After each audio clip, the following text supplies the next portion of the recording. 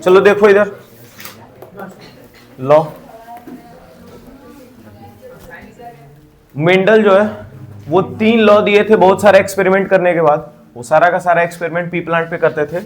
उसका रीजन बता चुके हैं। रीजन सबको मालूम है पी प्लांट पे क्यों किया जाता था। चलो ठीक है। पहला लॉ उनका है लॉ ऑफ डोमिनेंस। उनका कहना था कि जो ये कोई भी ट्रेट जो होता है उसमें 2 तरह के एलील्स होते हैं, एक डोमिनेंट और एक रिसेसिव। डोमिनेंट मतलब जो स्ट्रॉन्गर होगा, रिसेसिव मतलब जो वीक होगा। तो अगर जो डोमिनेंट और रिसेसिव मतलब स्ट्रॉन्गर और वीक एलील्स जब भी मिलेगा तब स्ट्रॉन्गर वाला अपना पार्ट दिखाएगा, ठीक है। जब दोनों डोमिनेंस वाला मिलेगा तब भी डोमिनेंस वाला ही पार्ट दिखेगा। रिसेसिव जो कि वीकर है, वीकर पार्ट तभी दिखेगा, वीकर ट्रेट तभी दिखेगा जब दोनों का दोनों वीकर या दोनों को दोनों रिसेसिव एलील होगा या रिसेसिव ट्रेट होगा, ठीक है। तो लॉ ऑफ डोमिनेंस में वही कवर किया गया। When an inherited pair of 2 allele is heterozygous. Heterozygous मतलब अलग अलग।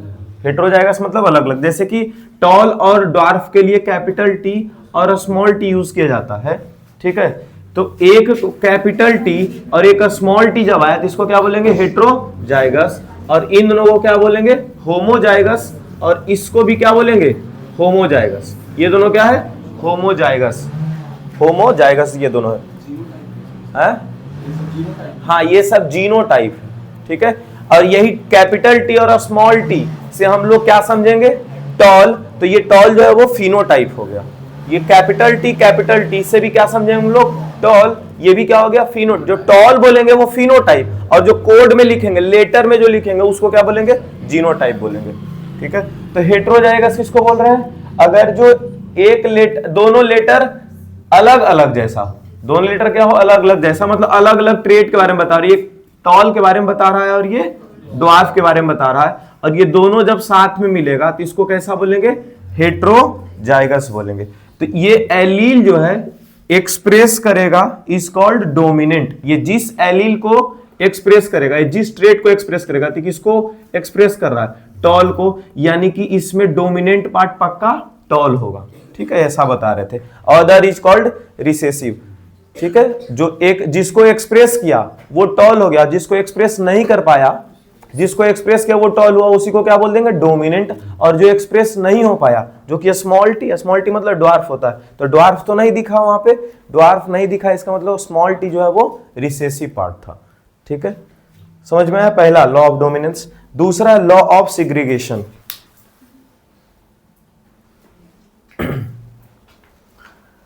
During the gamete formation copies of genes और during gamete formation copies of genes or alleles are divided or segregated such that each gamete receives only one allele। अच्छा यहां पर ऐसे capital T और यहां स्मॉल टी, इन दोनों के बीच में जब हम लोग क्रॉस करवाए थे तो क्या यहां पर तो एक ही बार कैपिटल टी और एक ही बार स्मॉल टी था, ठीक है, ऐसा आया था। उसके बाद ये F1 था, ये कौन सा, ये F1 जनरेशन के लिए हम लोग किए थे, ठीक है। F2 जनरेशन का जो क्रॉस था, F2 जनरेशन का जो क्रॉस था वो कैसा था, कैपिटल टी स्मॉल टी, और फिर इसको क्रॉस करवाया गया था कैपिटल टी स्मॉल टी से, ठीक है। तो यहां से एक बार टी निकाले और यहां से फिर एक बार टी निकाल करके एक ट्रेट बना, फिर यहां से ये पहला वाला टी और यहां से दूसरा वाला टी निकाल करके एक ट्रेट बना, फिर यहां से पहला वाला स्मॉल टी और इसका पहला वाला कैपिटल टी निकाल करके ट्रेट बना, फिर इसका स्मॉल टी और इसका भी स्मॉल टी निकाल करके ट्रेट बना। ये हम अभी दिखा रहे हैं मोनो हाइब्रिड क्रॉस का, है ना, क्योंकि एक ही ट्रेट, टॉल और ड्वार्फ, एक ही टाइप का ट्रेट यूज करके हमें दिखा रहे हैं, ठीक है। ये जब दो टाइप जैसे राउंड और रिंकल्ड सीड और उसके साथ साथ ग्रीन और येलो वाला सीड साथ में लेकर के चलने लग गए थे, तो उसमें ये एग्जैक्ट समझ में आएगा। अभी इतना समझना है कि एक बार में यहां से कोई एक एलील निकालेंगे और एक बार में यहां से कोई एक एलील निकालेंगे और उसका क्रॉस करवाएंगे, और वहां से जो हम लोग को ट्रेट दिखेगा वही सामने जो प्लांट आने वाला होगा उसका ट्रेट दिखेगा, ठीक है। लॉ ऑफ क्या है, सेग्रीगेशन यही है, ठीक है। ड्यूरिंग द गैमेट फॉर्मेशन के टाइम पे, मतलब कि यहाँ पर यहाँ से एक और यहाँ से एक, इसका जो एलील्स आएगा, इसका गैमेट फॉर्मेशन के टाइम पे कॉपी जब जीन का होगा या फिर एलील का, जीन या फिर एलील का कॉपी होगा, वो डिवाइड हो जाएगा such that each gamete receive only one allele. इस तरह से डिवाइड होगा कि एक गैमेट एक ही एलील लेकर के जाएगा। ऐसा नहीं कि ये वाला गैमेट जब बन रहा होगा तो यहाँ कैपिटल टी स्मॉल टी और यहाँ के वो स्मॉल टी उठा लेगा, नहीं, एक बार में इससे एक गैमेट और एक बार में इससे एक गैमेट निकाल करके लेकर के जाएगा। ये है लॉ ऑफ सिग्रीगेशन। इसी चीज को दूसरा नाम बोलते हैं law of purity of gametes. Purity of gametes इसलिए भी बोल रहे हैं क्योंकि इसमें जो है कैपिटल टी अगर उठाए हैं और इसमें भी कोई एक ही लेटर उठा करके लेके जा रहे हैं, ऐसा नियम चेंज नहीं हो गया कि किसी और जगह पर जा करके हम लोग दो इसका गैमेट उठा लेंगे, दो एलील उठा लेंगे और किसी और जगह पर जा करके एक एलील उठा लेंगे। समझ गए? प्यूरिटी ऑफ गैमेट्स या फिर लॉ ऑफ सिग्रीगेशन दोनों एक ही नाम है। अब ये डाई हाइब्रिड क्रॉस पे बेस्ड एक लॉ है, लॉ ऑफ इंडिपेंडेंट असॉर्टमेंट। जब दो या दो से अधिक जीन्स, दो या दो से अधिक जीन, मतलब समझ रहे हो, वो एक राउंड और रिंकल्ड, राउंड को हम लोग कैपिटल आर से रिप्रेजेंट करते थे और रिंकल्ड को स्मॉल आर से रिप्रेजेंट करते थे, ठीक है। उसके बाद फिर येलो को कैपिटल वाई से रिप्रेजेंट करते थे और स्मॉल वाई से ग्रीन को रिप्रेजेंट करते थे। राउंड और ये क्या है? रिंकल्ड। ये वाई से क्या हो गया? कैपिटल वाई से येलो और स्मॉल वाई से ग्रीन हो गया। अच्छा, एलील दो या दो से अधिक जीन्स, तो यही हो गया। एक जीन ये हुआ राउंड रिंकल्ड वाला और एक जीन क्या हुआ? येलो ग्रीन वाला। येलो ग्रीन वाला क्या चीज? हाँ, एवं शेप बता रहा है, एवं कलर बता रहा है, ठीक है। ये दो अलग अलग तरह का जीन है और इसको कैसे हम लोग अरेंज करेंगे into gametes independently of one another. ये सब अपने आप में इंडिपेंडेंट है। जैसे कि अगर हम इसका कैपिटल आर, स्मॉल आर और इसका कैपिटल वाई और स्मॉल वाई, इसका जब हम क्रॉस करवाएंगे तो क्या क्या बन करके आएगा? Capital R, capital Y, capital R, capital Y. यहां से क्या बनेगा? कैपिटल आर फिर स्मॉल वाई। नहीं, एक ही बार में ये बनता है ना जी, F1 जनरेशन में। आगे बढ़ते हैं। स्मॉल आर कैपिटल वाई और यहां से small R small Y. Second number कुछ गलती कर दी है क्या? अच्छा, capital R capital Y, capital R small Y, ठीक है। यहाँ पे कैपिटल वाई लिख दिए थे दोबारा से। अच्छा, small R capital Y, small R small Y, small R small Y. ये अब फिर इसका हम लोग F2 जनरेशन में जाकर के क्रॉस करते हैं। यहां पर देखो क्रॉस ऐसे नहीं होगा, ये पूरा part capital R capital Y small Y यहां पर ऐसा दिखेगा। इसका नाम क्या होगा? दोनों में एक ही जैसा राउंड, दोनों कैपिटल आर है ना, तो कैपिटल आर क्या रिप्रेजेंट करता है? राउंड। अब कैपिटल से जिसको भी हम लोग रिप्रेजेंट कर रहे होंगे, कैपिटल से जिसको भी रिप्रेजेंट कर रहे होंगे वो उसको हम लोग पहले से जानते हैं कि डोमिनेंट है। हमारे लिए काम करके रख दिया गया है कि कौन डोमिनेंट है कौन रिसेसिव है, पहले से बता दिया गया है, ठीक है। अच्छा, यहाँ कैपिटल वाई और स्मॉल वाई है, दोनों में से एक भी कैपिटल दिखा वही अपना ट्रेट सामने दिखाएगा, ठीक है। तो कैपिटल वाई का क्या मतलब है? येलो, तो राउंड एंड येलो सीड यहां से निकलेगा, ठीक है। और यहां से निकलेगा स्मॉल आर है दोनों, और यहाँ कैपिटल वाई और कौन है? Small Y. दोनों स्मॉल आर है तो क्या दिख जाएगा? रिंकल्ड। अरे दोनों स्मॉल है तो रिसेसिव वाला पार्ट दिख जाएगा। और यहां पर एक कैपिटल है और एक स्मॉल है तो कैपिटल पार्ट दिखाएगा। कैपिटल क्या था? Yellow, wrinkled and yellow seat. अब फिर दोनों का F2 जनरेशन में जाकर के हम लोग क्रॉस करवाते हैं, तब टोटल कितना पार्ट बनता है? 16। और उसका रेशियो इस चैप्टर में 3 तरह का रेशियो हम लोग को याद रखना है। याद है वो सब रेशियो? याद है? मोनो हाइब्रिड क्रॉस में 2 रेशियो है ना। एक रेशियो है फिनोटाइप का 3:1 और एक है जीनोटाइप का 1:2:1। याद है?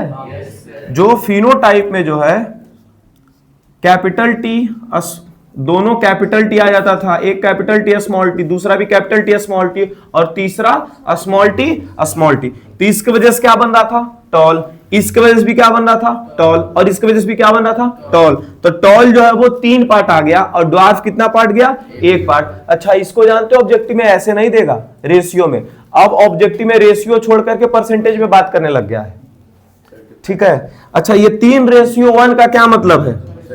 टोटल है 4, टोटल कितना बना जी? 4। अब इसमें से टॉल कितना बार आया? 3 बार, और परसेंटेज निकालना है गुना 100। 4 25 बार में कट जाएगा, 25 तिया 75%। तो इसको हम लोग ऐसे भी याद रख सकते हैं, 75% एंड 25%। याद रहेगा। ये क्या है? फिनोटाइप। ये क्या है? फिनोटाइप रेशियो है, ठीक है। वो भी किसका? मोनो हाइब्रिड क्रॉस का। और जीनोटाइप ये है, जीनोटाइप ये देखो, एक बार दोनों में एक ही जैसा ये क्या बोलते हैं, तुमको कोड दिखना चाहिए। यहां भी कैपिटल टी कितना बार दिखा? 1 बार। कैपिटल टी स्मॉल टी कितना बार दिख रहा है? 2 बार। तो 1:2 रेशियो। और दोनों में स्मॉल टी कितना बार दिख रहा है? 1 बार। तो 1:2:1। इसको चेंज तुम्हारे लिए नहीं करेगा, ये जैसा है वैसा ही पूछेगा। चेंज जब भी होगा तो ये करके पूछेगा। तो इसको हम लोग क्या बोलते हैं? Genotypic ratio. क्या बोलते हैं इसको? Genotypic ratio. अच्छा, एक और रेशियो इसमें हम लोग को पढ़ना है, जो वो कौन सा है?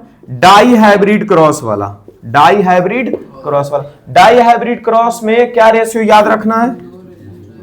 9:3:3:1। ठीक है, ये रेशियो याद रखना है। किसमें? ये तुम्हारा रेशियो है फिनोटाइप का ही रेशियो। ये किसका रेशियो है? फिनोटाइप का। जीनोटाइप का रेशियो याद करेगा तो बहुत लंबा जाएगा, है ना। इसीलिए हम लोग को 10th क्लास के अंदर जीनोटाइप वाला रेशियो याद नहीं करना है, क्योंकि उसमें बहुत ज्यादा कोड बनने के लिए आ जाता है ना, इसीलिए रेशियो बहुत ज्यादा चला जाएगा, 5 6 7 कितना चला जाएगा हमको भी पता नहीं है। ठीक है, क्या क्वेश्चन पे आ जाए?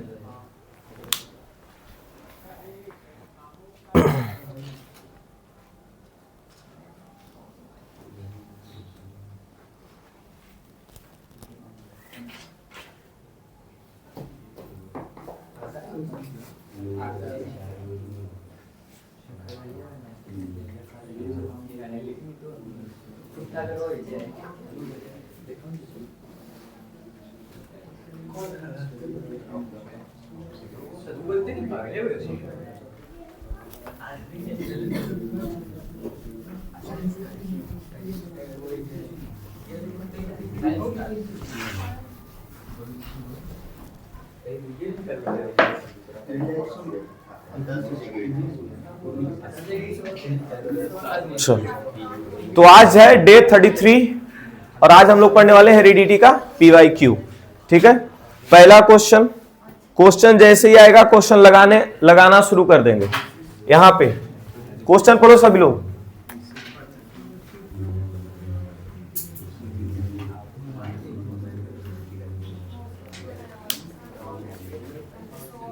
हम बस इसको सही था।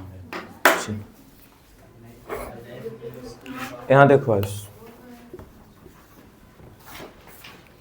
इससे बहुत कम क्वेश्चन पूछता है, लेकिन कम भी कितना पूछेगा? 5 नंबर से कम थोड़ी पूछेगा, मिनिमम 5 नंबर पूछ ही लेगा। ठीक है।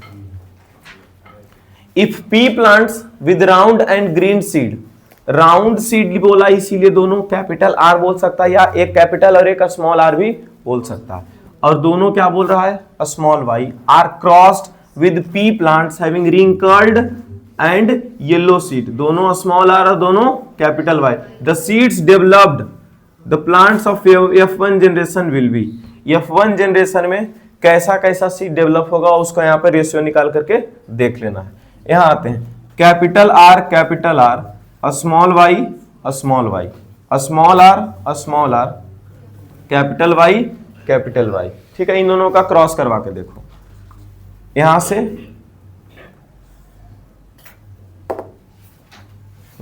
इतना लंबा क्रॉस करवाएंगे, ज्यादा नहीं हो जाएगा?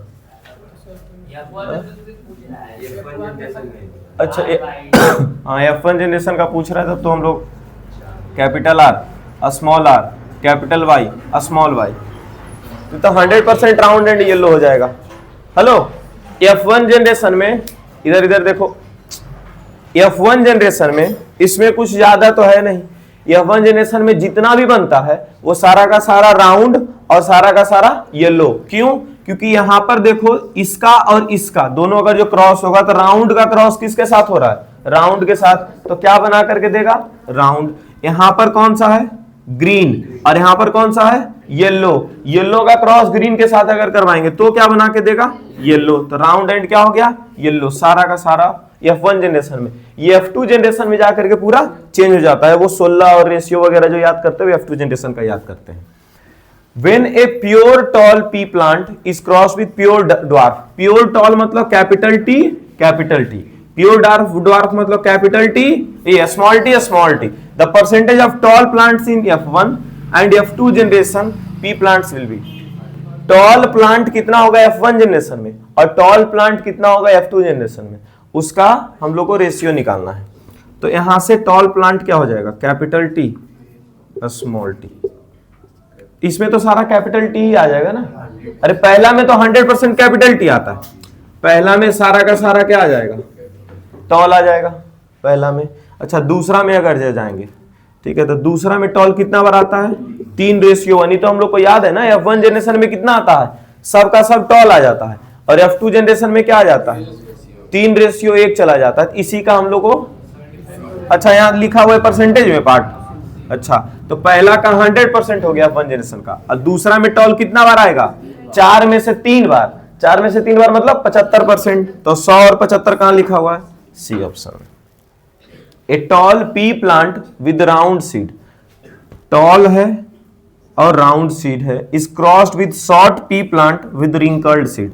शॉर्ट मतलब दोनों स्मॉल टी लिख दिया, देखो यहाँ पे, और रिंकल्ड के लिए दोनों स्मॉल आर लिखा है। ठीक है, शॉर्ट जब भी बोलेगा तो दोनों स्मॉल लेटर से देखेगा, और रिंकल्ड एक रिसेसिव है तो वो भी क्या होगा? दोनों स्मॉल लेटर से आएगा।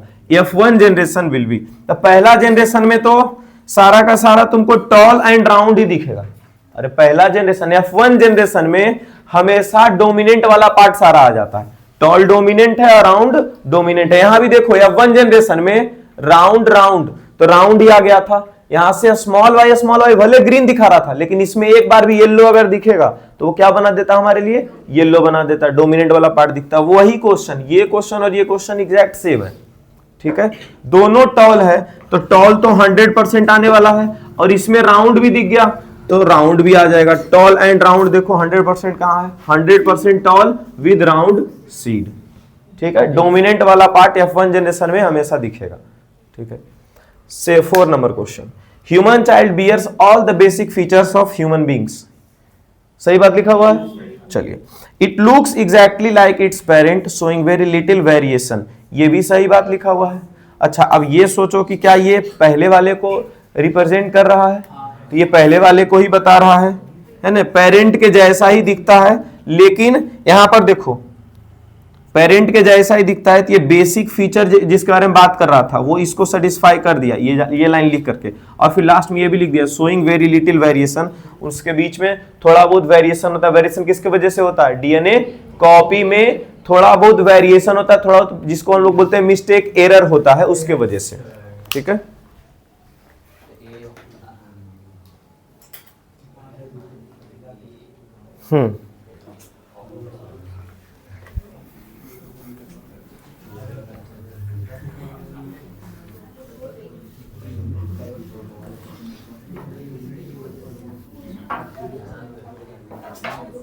क्वेश्चन पढ़ो, गप नहीं।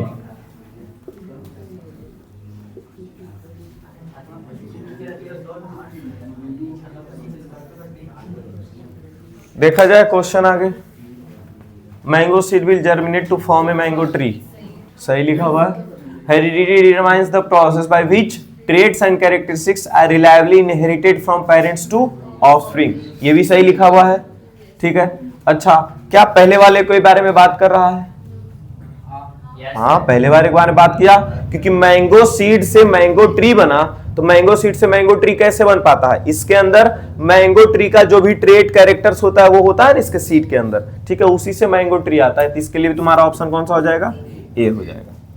ठीक है, assertion variation are seen in offspring produced by sexual reproduction, variation are seen in offspring, हाँ सेक्सुअल रिप्रोडक्शन मतलब कि सेक्सुअल रिप्रोडक्शन में वेरिएशन देखने को मिलता है तो सेक्सुअल वेरिएशन देखने को मिलता है। ए सेक्सुअल में वेरिएशन बहुत कम या फिर नेग्लिजिबल नहीं मिलता है ना, बहुत कम नहीं तो नेग्लिजिबल। क्योंकि अगर जो हम गन्ना का पेड़, इसका एक एग्जांपल तुम लोग के एनसीईआरटी बुक में लिखा हुआ है, अगर जो हम गन्ना का खेत में चले जाएं तो लगभग गन्ना एक ही जैसा हम लोग को देखने को मिलता है, ठीक है। हाँ उसमें हम लोग वेरी नहीं कर पाएंगे कि कौन गन्ना अलग है कौन अलग है, ठीक है। तो क्या चीज एनिमल में पता चलता है, और भी बाकी जीव के बारे में, हाँ और भी बाकी जीव के बारे में वेरिएशन कम होता है लेकिन होता है वेरिएशन, ठीक है। ऐसा हम लोग को पढ़ने को मिला है। रीजन वही सेम चीज, जैसे हम लोग में वेरिएशन है वैसे उन लोग में वेरिएशन है। हाँ बोल तो रहे कि हम लोग में जैसे वेरिएशन हो वैसे बाकी इंसेक्ट्स एनिमल्स में वेरिएशन होता है। हाँ वेरी करता है, तो बोले ना कम वेरी कर रहा होगा, किसी में ज्यादा वेरी कर रहा होगा, और इसका ज्यादा जानकारी मेरे पास भी नहीं है, ठीक है। तो ऐसे झूठ में बता दें फिर बाद में गाली दोगे, समझे। हाँ ये वेरिएशन आर सीन, ये तो सही लिखा हुआ है। अगला DNA copying reproduction cell is not completely accurate, ये भी सही लिखा हुआ है क्या, और यही इसी के कारण ऑफस्प्रिंग में वेरिएशन होता है, तो ये भी सही लिखा हुआ है और इसी को एक्सप्लेन किया, ठीक है। क्या हुआ इसको एक्सप्लेन, 8 बज गया है। अच्छा ये एक क्वेश्चन यहां पर देखो, दूगो क्वेश्चन, सुन लो दूगो क्वेश्चन जो बहुत इंपॉर्टेंट है इस चैप्टर का। अरे क्या कर रहा है तुम, फास्ट कर रहा है घरे। अच्छा दो क्वेश्चन जो काफी इंपॉर्टेंट है वो देख लो। ये प्रोटीन कंट्रोल द कैरेक्टरिस्टिक वाला, एक सेकेंड रुको, हाँ ये अच्छा वो ये वही क्वेश्चन है, अगला पार्ट में आएगा, ठीक है। वो दूसरा question, explain how the protein controls the characteristic in an organism with the help of N example of tallness trait in P plant. 2 number का क्वेश्चन, ये दोनों मिला करके है, ठीक है। 1 नंबर में इसमें क्या लिख सकते हैं हम लोग, प्रोटीन्स कैसे कंट्रोल कर रहा है कैरेक्टरिस्टिक्स को। क्या प्रोटीन जो होगा वो डीएनए के अंदर जीन्स वगैरह में काम आ रहा होता है, ठीक है। उसी के ये तुम्हारा प्रोटीन जो है वही डीएनए में काम करवा करके और तुम्हारा क्या बोल सकते हो उसको, वेरिएशन में, इसमें वेरिएशन का क्वेश्चन तो नहीं है, नहीं प्रोटीन से क्या बनता है, जीन्स बनता है ना। सिंथेसिस ऑफ जीन्स किसके वजह से होगा, प्रोटीन्स के वजह से होगा, ठीक है। और जीन जो है कैरेक्टर डिसाइड करता है किसी भी आदमी का, बस ये चीज लिख करके और उसके बाद फिर एक एग्जांपल क्या दिखाओगे, क्योंकि टॉलनेस ट्रेट के बारे में बात करना है, ठीक है। तो इसका एग्जांपल हम लोग एक, अगर जो कैपिटल टी वाला प्लांट अगर यूज कर रहे हैं किसी भी ट्रेट के सामने, या तो वो स्मॉल टी मतलब प्योर ड्वार्फ प्लांट के साथ लगा दे या फिर प्योर टॉल प्लांट के साथ उसका अगर जो क्रॉस करवा दे, तो हम लोगों को क्या मिल जाएगा, टॉल प्लांट ही मिल जाएगा। ये वाला एग्जांपल बस दिखाना है ऐसे करके, इसको क्या बोलते हैं हम लोग, मोनोहाइब्रिड क्रॉस। वैसा नहीं लिखेंगे, ये एग्जांपल, अरे एक लाइन उसके बारे में लिख करके और फिर झट से ये वाला लाइन भी लिखना है, क्योंकि एक ही मार्क्स का वो चीज है। तो ये क्या हो जाएगा, capital T small T, small capital T small T small T. तो ये हम लोग को यहां से ये बता देंगे कि जहां कहीं भी टॉलनेस वाला ट्रेट आ रहा है, ठीक है, मतलब प्योर टॉल अगर जो आ रहा है तो वहां से हम लोग को क्या मिल जाएगा, फिर से प्योर टॉल प्लांट और एक जगह ड्वार्फ प्लांट। ये टॉलनेस ट्रेट ही है, ये नहीं समझ लेना कि ये टॉलनेस ट्रेट नहीं है, ये तुम्हारा टॉलनेस वाला ही ट्रेट है। क्यों, टॉलनेस 2 तरह का, एक जिसको बोलते हैं हम लोग लंबा हो जाना और एक शॉर्ट हो जाना, ठीक है। ये दोनों ट्रेट किस में आता है, टॉलनेस में ही आता है, ठीक है। एक को कैपिटल टी और एक को स्मॉल टी से रिप्रेजेंट करते हैं। यही क्वेश्चन देखो तुमको दूसरे तरीके से ये लिखा हुआ मिलेगा, देखो यहाँ प्रोटीन्स और डीएनए या प्रोटीन्स ऑफ जीन, ये सब के बारे में जब भी बात करेगा तो वही आंसर हर बार होगा।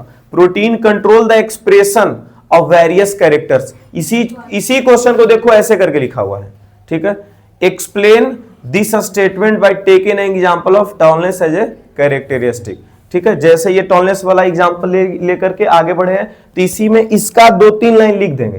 कौन कौन सा लाइन लिखेंगे कि डोमिनेंट वाला पार्ट जब डोमिनेंट के साथ क्रॉस हुआ तो डोमिनेंट दिया, या फिर डोमिनेंट वाला रिसेसिव के साथ भी आएगा तो डोमिनेंट देगा। ठीक है, अच्छा यही क्वेश्चन अगर जो 3 नंबर में आ जाएगा, यही क्वेश्चन अगर 3 नंबर, तो वहां पर जो है ना लॉ ऑफ सेग्रीगेशन के बारे में बात कर देना और लॉ ऑफ डोमिनेंस के बारे में बात कर देना। ठीक है, कि हमको कैसे पता कि ये वाला जब कैपिटल टी और स्मॉल टी साथ में आया तो कैपिटल टी और स्मॉल टी की वजह से, यहां तो कोई बच्चा समझेगा कि दोनों कैपिटल टी है तो टॉल आ रहा होगा सर, इसमें तो बोल देगा ना बच्चा sir capital T small T में तो मीडियम साइज का हो जाना चाहिए था। लेकिन मेंडल हम लोग को क्या बता चुके हैं, लॉ ऑफ डोमिनेंस, उसके अनुसार अगर जो एक डोमिनेंट ट्रेट है और एक रिसेसिव ट्रेट है तो वहां पर हम लोग को कौन सा ट्रेट देखने को मिलता है, हमेशा डोमिनेंट वाला। तो ये वाला पार्ट क्लियर कर देंगे वहां। ठीक है, अगर 3 मार्क्स का आएगा तो वो मार्क्स के हिसाब से तुम लोग आगे। हाँ, और देखो तो name the section of DNA that control the characteristic in an organism. DNA में वो कौन सा सेक्शन है जो कैरेक्टरिस्टिक्स कंट्रोल कर रहा होगा, जीन। ठीक है, तो ये जीन लिख करके, अब 1 नंबर का क्वेश्चन है तो 1 वर्ड आंसर नहीं लिख करके चले आना है, जीन लिख करके जीन को डिफाइन कर देना है। ठीक है, कि जीन ही वो है जो कैरेक्टर्स डिसाइड करता है, और जीन कहां से बनता है, from the synthesis of protein. ठीक है, आगे अगला क्वेश्चन वही है, ये फादर वाला क्या था जी, किधर फादर क्वेश्चन है, फ्लो चार्ट ह्यूमन बीइंग्स का father is responsible for the sex, ये जानते हो सभी लोग? कैसे? हाँ, ये चीज पक्का बताएंगे। कौन सा? फादर के पास 2 क्रोमोसोम्स और दोनों अलग अलग, फादर के पास जो क्रोमोसोम है वो दोनों क्या है, अलग अलग है, एक एक्स है और एक वाई है। और मदर के पास दोनों कैसा क्रोमोसोम है, एक्स और एक्स। तो इसका देखो ऐसे करके डायग्राम तुम लोग को याद आएगा, ऐसे करके डायग्राम, ये एक्स और एक्स। ठीक है, फिर यहां से एक्स और फिर से एक्स, तो इसका एक्स का काम खत्म करवा दिए। फिर यहां से y और यहां से फिर कौन आ जाएगा, x, y x, फिर यहां से y और यहां से x। तो यहां देखो x और x फीमेल गैमेट का है ना क्रोमोसोम ये। ठीक है, तो x और x, इससे क्या निकल करके आएगा, फीमेल ऑफस्प्रिंग। इससे क्या निकल करके आएगा, फीमेल ऑफस्प्रिंग। और एक y और एक x है, इससे क्या निकल के आएगा, मेल ऑफस्प्रिंग। तो ये तुम्हारा आंसर कहलाएगा यहाँ, explain with the help of flow chart in the human being for the sex. अच्छा, इसी क्वेश्चन को और भी पूछा जाता है कि तुम ये कैसे जस्टिफाई कर सकते हो कि मेल और फीमेल चाइल्ड दोनों 50-50% है ना, चांसेस मेल चाइल्ड आने का या फिर फीमेल चाइल्ड आने का 50-50% है, उसको कैसे एक्सप्रेस। तो ये वाला डायग्राम उसमें ही बताओगे। ठीक है, कि मेल अपना चांस, इसको जैसे कि यहाँ देखे तो टोटल कितना ऑफस्प्रिंग बना, 4, इसमें रेशियो अगर जो लेंगे तो क्या हो जाएगा, 2:2, यानी कि 1:1 का रेशियो आ गया। इसका क्या मतलब, 50% मेल चाइल्ड का प्रोबेबिलिटी और 50% फीमेल चाइल्ड का प्रोबेबिलिटी। कितना भी इधर उधर करके तुमको दे, ठीक है, कि नहीं ये महिला जो है बहुत दिनों, ये 2 साल 4 साल 8 साल 10 साल से उसको चाइल्ड नहीं हो रहा है, या फिर फीमेल चाइल्ड ही हो रहा है। ठीक है, या फिर ऐसा करके दे दे कि एक महिला को 3 फीमेल चाइल्ड हुआ और एक मेल चाइल्ड हुआ, तो कितना परसेंटेज है, आगे अब क्वेश्चन बोल देगा कि कितना परसेंट है मेल चाइल्ड और फीमेल चाइल्ड होने का प्रोबेबिलिटी, उसी के घर के बगल में दूसरी महिला है, नहीं ऐसा करके बोल सकता है। तो उसमें भी हम लोग क्या बोलेंगे कि 50% चांस ही है। ये अलग बात है कि वहां पर तो क्रोमोसोम्स मिलने की बात है ना फ्यूजन के टाइम पे। ठीक है, ये सब तो डिसाइड होगा वहां पे। ठीक है, बाद में ये नहीं कि 3 मेल चाइल्ड हो गया और एक फीमेल चाइल्ड हो गया तो नहीं मेल चाइल्ड ज्यादा होता है या फिर फीमेल चाइल्ड ज्यादा होता है, ऐसा नहीं है। ठीक है, हाँ, जिसमें सिर्फ मेल चाइल्ड होता है, जिसमें मेल चाइल्ड होता है, मेल चाइल्ड इसमें होता है, किसमें मेल चाइल्ड होगा, सिर्फ मेल चाइल्ड। कोई आदमी जिसका सिर्फ मेल चाइल्ड हो रहा है, मतलब एक आदमी जिसका 3 या 4 बेटा हो चुका, खाली बेटा बेटी नहीं हो रही है, 5-6 को, चलो 10 को भी हो गए, तो अरे हर बार। अच्छा, इसका उसके सामने ये हो सकता है कि डोमिनेंट और रिसेसिव वाला काम आ रहा है। ठीक है, लेकिन वो ट्रेट में आता है, यहां पर नहीं, वहां पर फ्यूजन के बारे में बात होगा हमेशा। ठीक है, नहीं नहीं नहीं, अरे फीमेल में तो एक्स एक्स कंप्लीट है, अब मेल में वाई वाई थोड़ी हो जाएगा, ऐसा थोड़ी है, मेल में एक्स वाई दोनों है, समझ गए। अरे हाँ, लड़का लड़का हो रहा है तो फ्यूजन के टाइम पे, एक सेकंड, फ्यूजन के टाइम पे हर बार इसका वाई वाला क्रोमोसोम उसके साथ टकराता होगा, समझ गए, ज्यादा वहां पर प्रोबेबिलिटी उसके साथ है। उसको ये चीज लग रहा है कि कुछ गड़बड़ तो नहीं कर दिया गया है जिसकी वजह से दोनों इसके पास वाई क्रोमोसोम आ गया है। अगर ऐसा रहेगा, हो सकता है इन फ्यूचर कुछ किया जाए। अरे आज के 20-50 साल बाद क्या कोई ठिकाना है। तो जिसको अपने घर में सिर्फ बच्ची चाहिए तो वो लड़का जो है अपने में दोनों एक्स क्रोमोसोम करवा लेगा, और जिसको लड़का चाहिए खाली तो दोनों में वाई क्रोमोसोम करवा लेगा। समझे? अरे आज के 50-100 साल बाद अभी हम लोग सोच नहीं सकते इस चीज को, कोई ठीक थोड़ी है। हो सकता है तुम्हारा पोता होता है ऐसे करवा के बैठा हुआ है। कोई बात नहीं।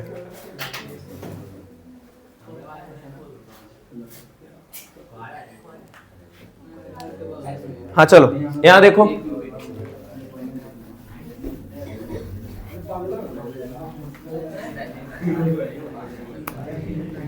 हाँ ये देखो 10 नंबर क्वेश्चन इंपॉर्टेंट, जो ये बोले थे 2 इंपॉर्टेंट क्वेश्चन, तो एक क्वेश्चन जो 2 बार रिपीट हुआ।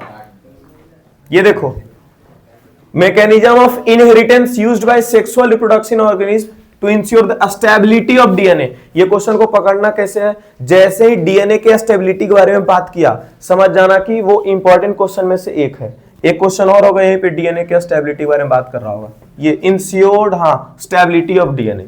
देखो दोनों एक ही क्वेश्चन है और दोनों को ध्यान से पढ़ो, दोनों अलग अलग जैसा दिखेगा लिखा हुआ, ठीक है। Explain the mechanism of inheritance used bye sexually reproducing organism. मतलब सेक्सुअल रिप्रोडक्शन में डीएनए का स्टेबिलिटी कैसे रह जाता है। तो क्या मेल गैमेट और फीमेल गैमेट के टाइम, मेल गैमेट जब बनता है या स्पर्मोजेनेसिस, या फिर फीमेल गैमेट जब बनता है जिसको क्या बोलता है, oogenesis, ठीक है। इन दोनों टाइम पे मियोसिस होता है, मियोसिस होता है टेस्टिस में, नहीं तो फिर ओवरी में। मियोसिस एक ऐसा सेल डिवीजन है जिसमें नंबर ऑफ क्रोमोसोम क्या हो जाता है, हाफ, एक मेल के पास या फिर फीमेल के पास। मियोसिस, मियोसिस एक मेल गैमेट हो या फिर मेल गैमेट हो या फिर फीमेल गैमेट हो, उस टाइम पर मियोसिस होता है और 46 क्रोमोसोम का आधा हो जाता है। कितना हो जाता है, 23, सही लिखे ना, हम 26 अभी बोलने वाले थे, 23 क्रोमोसोम हो जाता है मेल के पास भी, और फीमेल गैमेट के पास भी कितना क्रोमोसोम हो जाता है, 23। इसको हम लोग क्या बोलते हैं, हैप्लॉइड। क्या बोलते हैं, हैप्लॉइड सेल, सेल ही ना बोलते हैं। और इसको भी क्या बोलते हैं, हैप्लॉइड सेल। फिर जब दोनों at the time of fertilization दोनों का क्या हो जाता है, फ्यूजन, दोनों क्या फ्यूजन हो जाएगा, तो इसका 23 क्रोमोसोम और इसका 23 क्रोमोसोम, दोनों मिलकर के फिर से कितना हो जाएगा, 46 क्रोमोसोम। ये किसके पास हो जाएगा, जायगोट के पास। जायगोट के पास कितना क्रोमोसोम हो जाएगा, 46। इसीलिए इसको हम लोग डायप्लॉइड सेल कहने लग जाते हैं, क्योंकि इसके पास फिर से क्या आ गया, नंबर ऑफ क्रोमोसोम्स डबल हो गया। तो सेक्सुअल रिप्रोडक्शन के टाइम पर दोनों का फ्यूजन होने के बाद भी नंबर ऑफ क्रोमोसोम जितना मेल पेरेंट या जितना फीमेल पेरेंट के पास था उतना ही चाइल्ड के पास हो जाएगा, उतना ही उस जायगोट या फिर एम्ब्रियो के पास रहेगा। इसी के वजह से डीएनए स्टेबल है अभी तक, यही रीजन देना है, ठीक है। इसमें अगर आप क्रोमोसोम्स का आधा होना, मियोसिस, हैप्लॉइड, डायप्लॉइड, इन सब बात को नहीं किए हो तो फिर मार्क कटने की संभावना है, समझे। यहां पर हम आपको डील कर रहे हैं कि कौन सा आंसर, जैसे बहुत सारा आंसर तुमको मिल जाता होगा, तो क्या उस आंसर में तुमको ऐसा क्रोमोसोम्स का आधा के बारे में बात किया है, ठीक है। उस आंसर में तुमको हैप्लॉइड डायप्लॉइड सेल के बारे में बात किया है, ठीक है। अब फिर से लास्ट में जो आंसर का क्लोजिंग होगा तो उस टाइम पर लिख देना है कि ऑफस्प्रिंग के पास फिर से कितना 46 क्रोमोसोम आ गया, same as that of their male parent और फीमेल पेरेंट, ठीक है। तो वो क्वेश्चन हो या फिर ये क्वेश्चन, ब्रीफ मतलब बहुत संक्षिप्त में, बहुत कम में बता देना है कि stability of DNA of A species insured, insured मतलब पक्का है, मेंटेन करता है या फिर पक्का है। जैसे ही ये स्टेबिलिटी ऑफ डीएनए वाला क्वेश्चन आया, स्टेबिलिटी ऑफ डीएनए, इसमें ये एक जगह भी नहीं समझ में आ रहा है कि क्रोमोसोम्स को आधा करने वाला ही क्वेश्चन है, समझ गए। इसी से पकड़ना है, स्टेबिलिटी ऑफ डीएनए जैसे ही आया समझ गए, पूरा क्वेश्चन पढ़ लेना, स्टेबिलिटी ऑफ डीएनए यही वाला आंसर छाप देना है, ठीक है। तो 2 क्वेश्चन जो आज बता रहे हैं वो इंपॉर्टेंट है, ठीक है। एक क्वेश्चन अभी कुछ देर पहले किए हैं, ठीक है। और ये अब आ जाओ यहाँ, क्रोमोसोम, वाटर क्रोमोसोम्स, ये तो थ्रेड लाइक स्ट्रक्चर, ये सब जो तुम्हारा डिफाइन है वो कर लोगे, है ना। थ्रेड लाइक स्ट्रक्चर मालूम है क्या, चलो। अच्छा, व्हाट इज डीएनए पूछ दिया, तो अब डीएनए का डिफिनेशन याद करके जाओ, जीन, डीएनए, क्रोमोसोम, ये सब डिफाइन याद करके रखना, ठीक है। 1 नंबर में वो आ जाएगा। Pure pea plant, pure pea plant having round capital R yellow capital Y seed is crossed with another pure plant having wrinkled R or green Y seed subsequently F1 progeny itself pollinated to obtain F2 progeny। मतलब F1 पे आया पहले दोनों को खुद से cross करवा करके और फिर F2 जनरेशन तक पहुंचा क्रॉस करवा करके, ठीक है। What do the seeds of F1 generation look like? तो सीड जो है F1 जनरेशन का क्या कैसा दिखेगा? तो F1 जनरेशन वाला हमेशा डोमिनेंट वाला जो भी ट्रेट है वो दिखाता है। तो राउंड और रिंकल्ड में दोनों में डोमिनेंट कौन है? राउंड वाला। राउंड और रिंकल्ड में दोनों में डोमिनेंट कौन है? राउंड वाला। और येलो और ग्रीन में डोमिनेंट कौन है? तो लिखेंगे round and yellow seed F1 progeny में दिखाएगा। F1 जनरेशन में कौन दिखेगा? Round and yellow seed. Give the possible combination of traits in seeds of F2 generation और ऑल्सो गिव दियर रेशियो। रेशियो तो हम लोग को याद है 9:3:1 3:2 दो बार यहां पे बोलते हैं, लेकिन यहां पर बोल रहे give the possible combination of traits. जो F2 जनरेशन हम लोग इस्तेमाल करते हैं उसमें पॉसिबल कॉम्बिनेशन ऑफ ट्रेट्स कौन सा इस्तेमाल कर रहे होते हैं? तो कैपिटल आर और स्मॉल आर, कैपिटल वाई और स्मॉल वाई। इसी को ना हम लोग गुना करते हैं इधर उधर जी। जैसे कि यहां पर ऐसे लिखते हैं, ये ऐसे रहता है, ऐसे रहता है।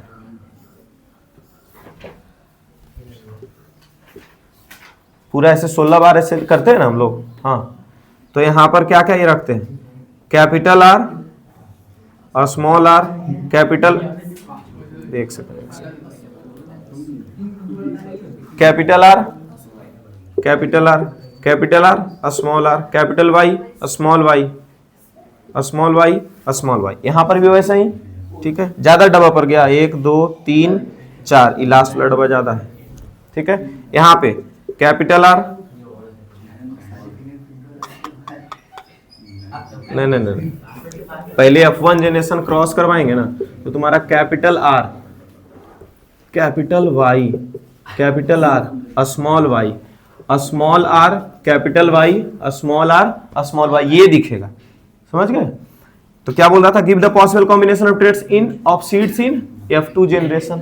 F2 जनरेशन में पॉसिबल ट्रेट, तो यहां पर तुम्हारा capital R, capital Y, capital R, small Y, small R, capital Y, small R और स्मॉल वाई, ठीक है। इसका गुना जो है हम लोग करवाते हैं यहां, जैसे ऐसे लिखा हुआ है वैसे इधर भी लिखते हैं।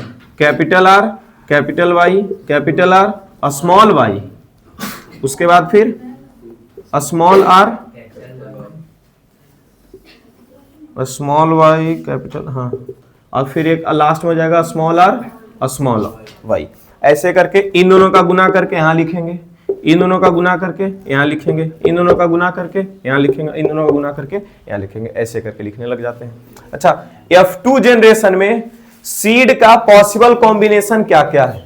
सीड का पॉसिबल कॉम्बिनेशन क्या क्या है? तो क्या हम लोग को डायरेक्टली ये चीज नहीं याद है? सीड का पॉसिबल कॉम्बिनेशन क्या क्या याद है? Round and yellow, round and yellow, जो कि 9 बार आएगा। कितना बार आएगा? 9 बार आएगा, ठीक है। उसके बाद फिर क्या लिख देंगे? राउंड एंड रिंकल्ड, ये कितना बार दिखेगा? 3 बार।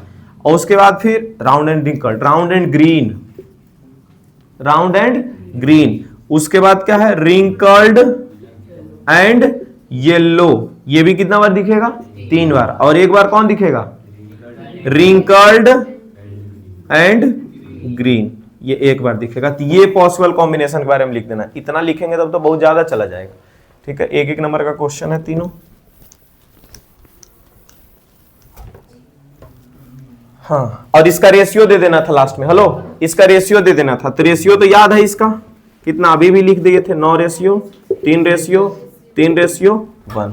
State the reason of obtaining seeds of new combination of traits in F2 generation. State the region of obtaining seeds. Region इसका क्या है? रीजन यही है कि पहला F1 जनरेशन में सेम डेट आ गया था, तो सेम में से आया है। अरे रीजन में इसका लॉ लिखेंगे ना, कौन सा लॉ है वो? Law of segregate law of aggregate segregation है, law of segregation, law of segregation लिखेंगे, ठीक है। जो डाई हाइब्रिड क्रॉस में एक ही लॉ पढ़ना होता है हम लोग, कौन सा लॉ है वो? लॉ ऑफ इंडिपेंडेंट असॉर्टमेंट है। हाँ, मोनो हाइब्रिड में ये दोनों लॉ है। इसमें क्या लिख देंगे? लॉ ऑफ इंडिपेंडेंट असॉर्टमेंट, ये वाला पार्ट लिखेंगे। आगे बढ़ा जाए, टाइम हुआ तुम लोग का?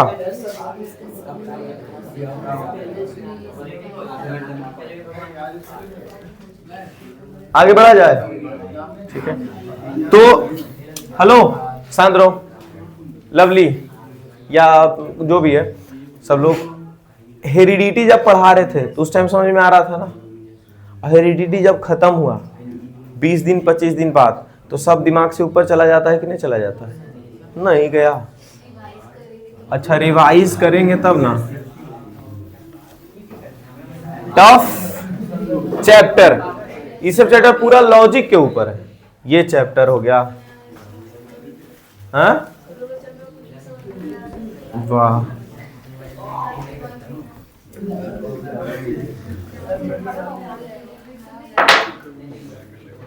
यहां देखो,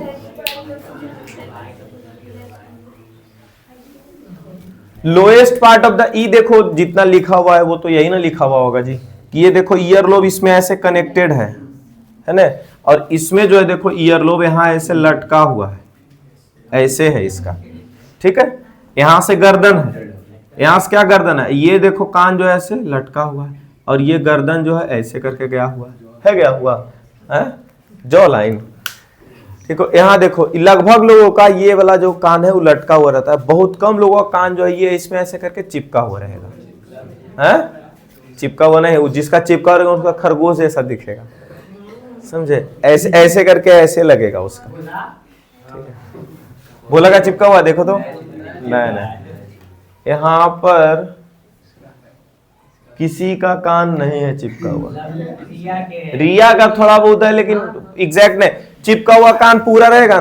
तुम लोग के स्कूल में एक सर गए थे पढ़ाने के लिए, उनका कान पूरा चिपका हुआ होगा। ये हमारे आने से बस 1-2 दिन पहले गए थे, यही मोहल्ला के ही थे, शिफ्ट हुआ। हाँ, सुमंत कुमार दिवाकर, हाँ उनका कान है। बहुत कम लोगों का कान चिपका, हाथ हटाओ वहां से। हाँ चलो, हमको लगा तुम्हारा स्कूल में कोई मैम है। चलो यहाँ देख लो। हाँ, तो जो देखो यहाँ पे फ्री ईयर लोब इसको बोलेंगे, फ्री ईयर लोब इसको बोलेंगे, जो हम लोग का कान ऐसे लटका हुआ रहता है, फ्री ईयर लोब। और ये डोमिनेंट है, फ्री ईयर लोब क्या है? डोमिनेंट। इसी के वजह से लगभग लोगों में और सबसे ज्यादा लोगों में ऐसा वाला कान दिखता है, फ्री ईयर लोब वाला, जो लटका हुआ कान रहेगा, ठीक है, अटैच टू ईयर लोब्स। एक आदमी है अटैच ईयर लोब वाला, marriage a woman having free ear lobes. आदमी के पास अटैच्ड ईयर लोब है और औरत के पास फ्री ईयर लोब्स है। 50% of their child have free ear lobes. Hello, 50% child के पास कैसा है? Free, and 50% have attached ear lobes. ये देखो कैसे तुमको कंफ्यूज करना चाह रहा है। ये कंफ्यूज करना इसलिए चाह रहा है, बोल दिया ना कि 50 एक आदमी जिसका फ्री ईयर लोब है और एक औरत, एक आदमी जिसका अटैच्ड ईयर लोब है और एक औरत जिसका फ्री ईयर लोब है। दोनों शादी जब किया तो बच्चा जब उसका हुआ तो 50% बच्चों के पास, अगर 6 बच्चा हुआ तो 3 बच्चा के पास ये कान चिपका हुआ है और 3 बच्चा का कान ऐसे खुला। तो तुम्हारा दिमाग में ये बात डालना चाह रहा है कि ऐसा डोमिनेंट और रिसेसिव जैसा कोई चीज नहीं होता, आधा आधा देखो हो रहा है यहाँ पे। समझ के आगे पढ़ते हैं question. Explain the inheritance of this trait and write the trait combination of the progeny. ये एक्सप्लेन करना है। तो क्या हम लोग फ्री ईयर लोब और अटैच्ड ईयर लोब के बारे में जब बात कर रहा है तो इसके बारे में हम ऐसे नहीं लिख सकते, दोनों को अपने मन से एक ट्रेट दे देंगे। फ्री ईयर लोब को हम लोग लोब से कैपिटल एल बोल देते हैं और अटैच्ड ईयर लोब को क्या बोल देंगे? Small L. और दोनों का अगर जो हम क्रॉस करवाएं तो क्या आ जाएगा? कैपिटल एल और स्मॉल एल। ये कौन सा प्रोगनी हुआ? F1। फिर F1 का 4 बार, ये 2 बार लेकर के और यहां से हम लोग F2 क्रॉस करवा देंगे तो कैपिटल एल और कैपिटल एल से क्या आ जाएगा? दोनों कैपिटल एल। और स्मॉल एल और कैपिटल एल से फिर क्या आ जाएगा? कैपिटल एल और स्मॉल एल। फिर यहां से इसको उठा करके और इसको उठा के यहां लिख देंगे कैपिटल एल स्मॉल एल, फिर दोनों स्मॉल एल और स्मॉल एल। तो क्या यहां पर दिख रहा है कि 75% लोगों में कैसा कान दिखेगा? फ्री ईयर लोब, क्योंकि कैपिटल एल किसको दिए थे? फ्री ईयर लोब को। किसको दिए थे? फ्री को। और ये किसको दिए थे? अटैच्ड को दिए थे। तो जिसकी वजह से हम लोग क्या बोल सकते हैं? 75% लोगों के पास फ्री ईयर लोब्स है। ठीक है, तो इसी को explain the inheritance of this trait, इस ट्रेट का इनहेरिटेंस एक्सप्लेन करना था, तो यहां एक्सप्लेन कर दिए। And write the trait combination of the progeny. ठीक है, द ट्रेट कॉम्बिनेशन क्या बताएंगे कि 75% people should have free ear lobes and rest of the people should have attached ear lobes. Write the gene combination of the father and the mother in the above case.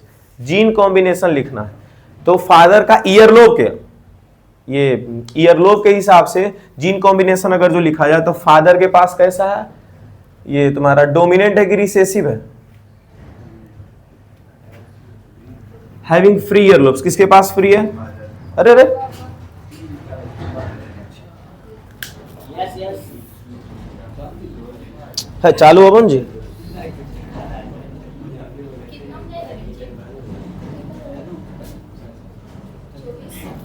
अच्छा,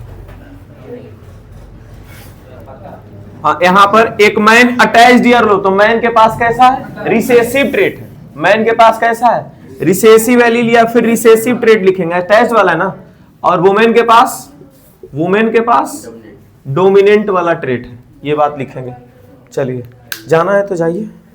sir यहाँ पर तो लिखा हुआ 50% के पास रहेगा। यहाँ पर डोमिनेंट और रिसेसिव के बारे में बात किया ना, वो तो इसलिए लिखा ना कि हम लोग कंफ्यूज हो कि 50% के पास ये अटैच्ड है और 50% के पास ये, इसलिए लिखा। वो कंफ्यूज करना चाह रहा था कि अटैच्ड और फ्री के बीच में कॉम्बिनेशन बना देंगे। ये क्वेश्चन करो खुद से, इसमें क्रॉस वगैरह करवाना, इसमें देखो क्रॉस खुद से करवाना है। हेलो, एक क्वेश्चन आया था जो पहले से हम लोगों को क्रॉस करवाए हुए याद रहता था नहीं, ये क्वेश्चन खुद से क्रॉस करके आंसर लिखना था। जैसे यहां पर देखो जीन है, gene combination purple flowered pea plant is donated as WW। मतलब क्या है? पर्पल वाला डोमिनेंट है। हेलो, पर्पल के लिए क्या बोला है? WW। इसका क्या मतलब है? पर्पल वाला डोमिनेंट है। ठीक है, अच्छा, व्हाइट फ्लावर का स्मॉल w लिखा, इसका क्या मतलब है? कि व्हाइट वाला रिसेसिव है। Then which of these two plants are crossed F1 generation is obtained. जब when these two plants crossed F1 generation, अगर जो दोनों को क्रॉस किया गया तो F1 जनरेशन ऑब्टेन होगा। तो F1 जनरेशन में हमेशा डोमिनेंट वाला आता है, तो कौन सा आएगा? पर्पल वाला। डोमिनेंट कौन है? पर्पल वाला। F1 जनरेशन डोमिनेंट आएगा। डोमिनेंट पहचानो, आंसर लिखो। List 2 observations made by Mendel in F1 generation plants. F1 generation plants में मेंडल के द्वारा क्या पता लगाया गया था कि F1 जनरेशन में सभी के सभी डोमिनेंट ट्रेट्स दिखाएगा, है ना। तो all the plants will show dominant traits, ठीक है, इन F1 जनरेशन। उसके बाद फिर give the percentage of white flower plant ratio of the gene combination. ऐसा, ये देखो, ये क्वेश्चन तो यहां पे, hello, percentage of white flower plants का परसेंटेज देना है। किस में देना है जी? F2 जनरेशन में। F2 जनरेशन में व्हाइट फ्लावर का प्लांट क्या हो, व्हाइट फ्लावर कैसा दिखेगा? 25%। देखो यहाँ पे कैपिटल W और कैपिटल W है, और यहाँ पे स्मॉल w और स्मॉल w है, ठीक है। तो यहां से देखो क्या दिखेगा, कैपिटल W और स्मॉल w, कैपिटल W और स्मॉल w, ऐसे ही ना सब दिख जाएगा, कैपिटल W और स्मॉल w, कैपिटल W और स्मॉल w। तो जब भी कैपिटल वाला आ जाएगा तब क्या दिखा देगा? डोमिनेंट। और कैपिटल वाला है डोमिनेंट, और डोमिनेंट कौन है? पर्पल, ठीक है। तो F1 जनरेशन तो ये हुआ। अब F1 जनरेशन में जो हम लोग को मिला, F1 जनरेशन में जो हम लोग को मिला, उसको हम लोग जब क्रॉस करवाएंगे तो कैपिटल W आएगा, फिर कैपिटल W स्मॉल w आएगा, फिर स्मॉल w कैपिटल W आएगा, फिर स्मॉल w स्मॉल w आएगा। अब बोलो, ये भी टॉल, ये टॉल बोलते हैं। कैपिटल से क्या था जी? पर्पल। ये भी पर्पल, ये भी पर्पल, ये भी पर्पल, और ये क्या हो गया, व्हाइट हो गया। ये क्या हो गया, व्हाइट। तो व्हाइट का परसेंटेज क्या है, 4 में से एक बार आ रहा है। 4 में से एक बार मतलब 25%। तो ये तो तुम्हारा 25% हो गया। Ratio of the gene combination in F2 generation. तो रेशियो बताओ, कैपिटल W कैपिटल, ये देखो जीनोटाइप जीनोटाइपिक रेशियो पूछ रहा है, लेकिन साफ साफ ना लिख करके ये ऐसे लिख दिया। कैपिटल W कितना बार आया जी, एक बार। दोनों कैपिटल W कितना बार आया, एक बार।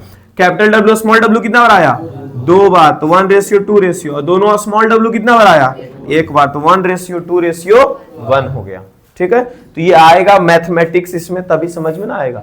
ठीक है, थोड़ा सा मजा आता है इवला चीज को पढ़ने में। ऐसे ऐसे ऐसे झूठो क्रॉस रोस करता है ना। One difference between dominant and recessive trait, ये तो तुम लोग को लिखवाया हुआ है नोट्स में सीधा सीधा, डोमिनेंट और रिसेसिव ट्रेट। और ये इंपॉर्टेंट भी है, क्वेश्चन नंबर अब भूल गए हमको लगता है। हाँ, ये इंपॉर्टेंट पार्ट भी है, डोमिनेंट और रिसेसिव 3-4 जगह हम देखें, एक नंबर का पूछ लिया, समझ गए। एक आध जगह 2 नंबर का भी है। तो डोमिनेंट और रिसेसिव वाला ट्रेट जो है उसका डिफरेंस याद करके रखना। अब आ गया तुम्हारा केस स्टडी क्वेश्चन। हाँ, तुम्हारे चक्कर में देखो ना अभी तक ई भी बैठल है, 30 में जाती। हमको लगा कि कहीं इसी सब के चक्कर में ई भी ना पिटा जाए। नहीं करोगे तो जो मार्क्स अभी आ रहा है उससे भी कम जाएगा, उससे कमना नहीं चाहिए, वो मार्क्स धीरे धीरे बढ़ना चाहिए। ठीक है, कॉपी चेक ही नहीं कर पा रहे हैं ना हम, रात को बैठते हैं और पता नहीं क्या होता है। अब भोला का कॉपी हम परसों उठाए थे, एक पेज चेक इसको कॉपी देके हमको गुस्सा आ गया। इलेक्ट्रिसिटी वाला क्या लिखा है बोला, तुम वो तो हमको दिख रहा था तुम्हारा कॉपी से कि तुम रिवीजन नहीं किए हो, समझे। कॉपी दिख जाता है जी। हाँ, नहीं इसका भी पूरा चेक नहीं कर पाए ना, मतलब हर पेज हमको लगा एक आगो याद नहीं होगा डिफाइन, तो ओवरलोडिंग का कुछ डिफिनेशन लिखा हुआ है, फिर आगे बढ़ना, फिर तो मतलब अंदर से गुस्सा आ रहा है, फिर बंद करिए। एक तो आदमी कितना मन मार करके बैठा है कि कॉपी चेक करेगा, कॉपी भी किसका पकड़ाया, समझे।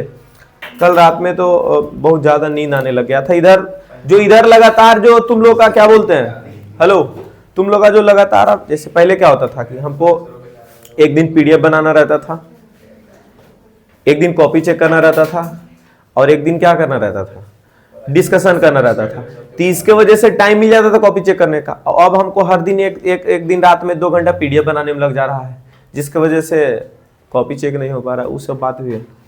ठीक है, कभी फिर बैठेंगे संडे उंडे को जबरदस्त तरीके से, तभी कोई उपाय होगा। संघर्षी जीवन है। हाँ, तो हम कर रहे हैं ना। हम कभी ये मना किए कि हम संघर्ष नहीं करेंगे या फिर मेहनत नहीं करेंगे किसी चीज को लेकर के, तो आपको देख के लगा था कि आप संघर्ष कर रहे हैं। बंद करो उसको। यहाँ देखो, ह्यूमन बींग्स में 23 पेयर क्रोमोसोम्स होता है। Out of this 23 pair chromosome मतलब 46 क्रोमोसोम, 23 पेयर मतलब 46 chromosome. 22 pair of chromosomes are called autosomes, मतलब जो रिप्रोडक्शन में काम नहीं आता। ठीक है, हाँ, एक ही पेयर काम आता है। हाँ, एक ही पेयर काम आता है। हाँ, जो हम लोग जानते हैं XX नहीं तो फिर XY। ठीक है, 1 pair of chromosomes that is 2 chromosomes are called sex chromosomes.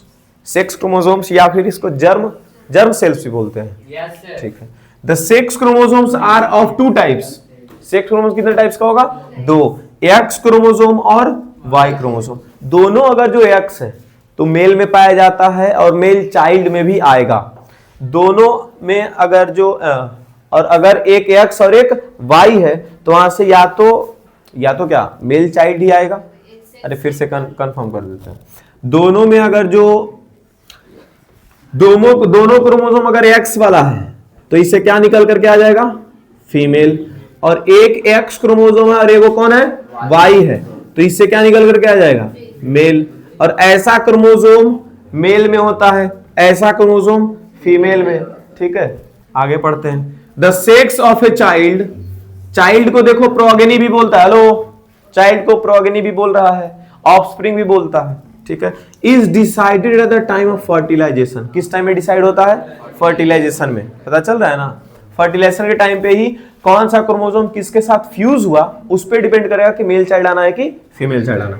In other words eight the time of zygote formation the sex chromosomes inherited, sex chromosomes inherited मतलब सेक्स क्रोमोसोम आएगा from the parent of a child decide whether the new born will be a boy और girl. उसी time decide होगा कि boy आने वाला है या फिर गर्ल। कोई बाबा डिसाइड नहीं करेंगे विभूत खिला करके तुमको हम मेल बच्चा दे सकते हैं, ठीक है।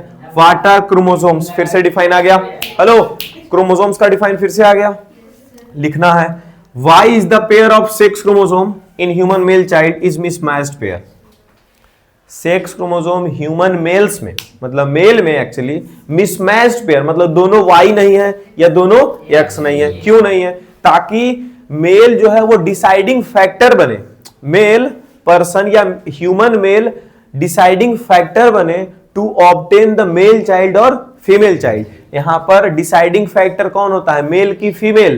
मेल, क्योंकि मेल के पास दोनों एक्स, मेल का एक्स अगर फीमेल के एक्स के साथ मैच कर जाए तो गर्ल आ जाएगा, और मेल का वाई और फीमेल का एक्स अगर मैच कर जाए तो एक्स वाई से क्या आ जाएगा, बॉय आ जाएगा, ठीक है। तो इसमें अच्छा, क्योंकि फीमेल में पहले से क्या है, मैचिंग पेयर दिया हुआ है, तो मेल में मिसमैच्ड पेयर दिया जाएगा, तभी ना ये डिसाइड हो पाएगा कि मेल होगा या फिर फीमेल होगा, ठीक है। चुप रहेगा तुम रहे।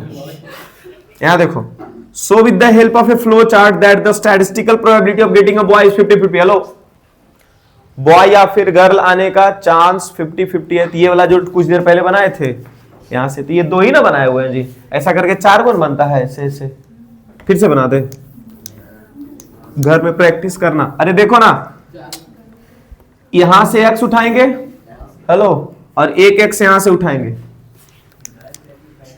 चुप रहो, यहां से एक्स उठाएंगे और फिर यहां से एक्स, ये वाला एक्स का काम हो गया खत्म। अब यहां से एक्स उठाएंगे और यहां से वाई उठाएंगे, फिर ये वाला एक्स उठाएंगे और ये वाला वाई उठाएंगे, ठीक है। X X X Y X Y,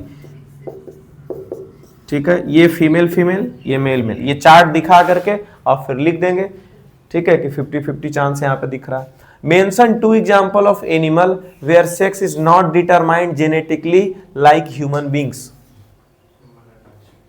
मगरमच्छ, रेप्टाइल्स, टर्टल, ठीक है, ये सब एग्जाम्पल है ऑर्गेनिज्म का जहां पर सेक्स जो है वो जेनेटिक्स से डिसाइड नहीं होता, ये टेम्परेचर से डिसाइड होता है, ठीक है। Describe in brief the method of sex determination in these animal.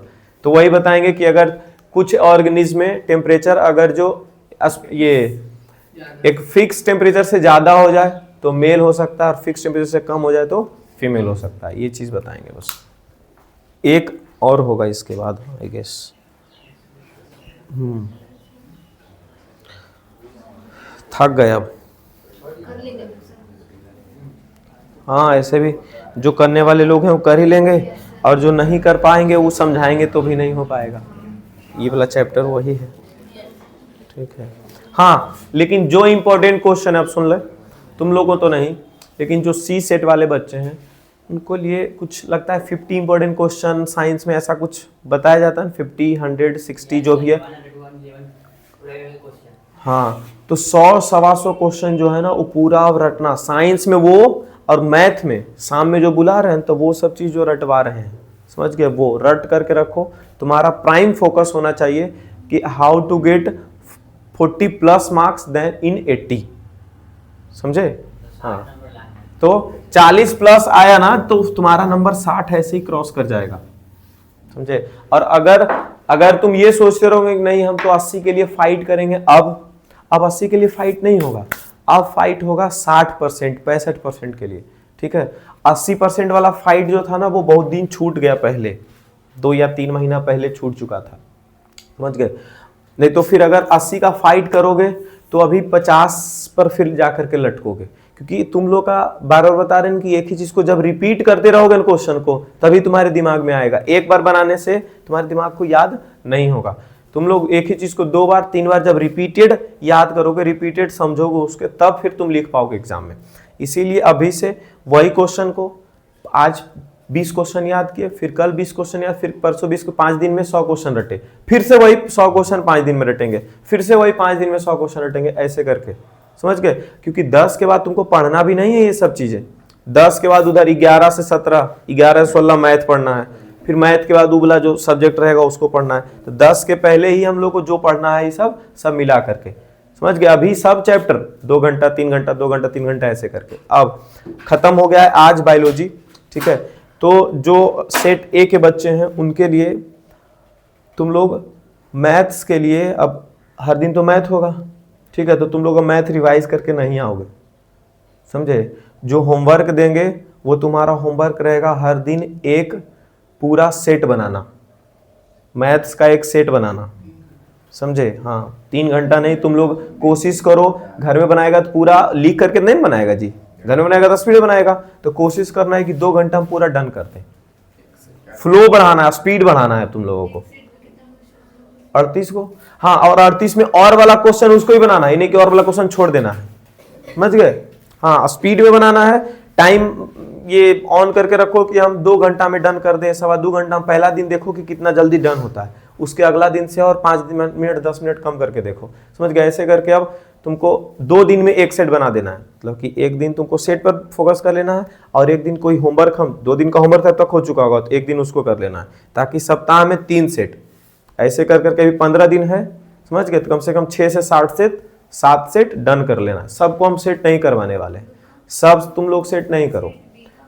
Set B वाले बच्चे को जो होमवर्क यहाँ मिलेगा, जो टेस्ट में क्वेश्चन आएगा, उस क्वेश्चन को बस रिपीटेडली याद रखना है। जो यहाँ पर मिलेगा उसी को तुम भी 2 बार बना लो, वो ज्यादा बेटर है, ठीक है? हाँ, नया क्वेश्चन पे फोकस नहीं। हाँ, अगर तुमको लगता है कि नहीं सर इसके बाद हमको टाइम बचता है, एनसीईआरटी उठाओ, एनसीईआरटी का जो एक्सरसाइज और एग्जाम्पल में क्वेश्चन है उसको बना लो, ठीक है?